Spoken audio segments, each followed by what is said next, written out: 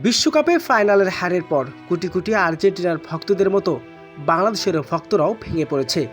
ঠিক এমন সময় লিওনেল মেসি লাইভে এসে বাংলাদেশের উদ্দেশ্যে যা বললেন, তিনি বলেন, বাংলাদেশের প্রিয় ভক্তরা, আমি জানি আজ তোমাদের মন খারাপ, আমাদেরও কষ্ট হচ্ছে, কিন্তু ফুটবল এমন একটা খেলা যেখানে কখনো জয় আসে, আবার কখনো পরাজয় আসে। পরাজয় মানেই সব কিছু শেষ নয়। আমি সবসময় অনুভব করেছি, বাংলাদেশের থেকে যে আমি ভালোবাসা পেয়েছি তা ভাষা প্রকাশ করা সম্ভব নয়। তোমাদের সমর্থন আমাদের ক্যারিয়ারের সবচেয়ে বড় শক্তির একটি।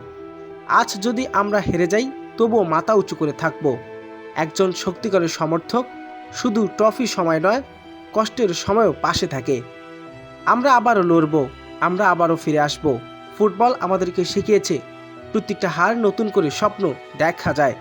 বাংলাদেশের সকল আর্জেন্টিনার সমর্থকদের বলছি, হাসি মুখে থাকো, একে অপরকে সম্মান করো এবং ফুটবলকে ভালোবাসো। তোমাদের এই ভালোবাসার জন্য আমার হৃদয়ে গভীর থেকে কৃতজ্ঞতা।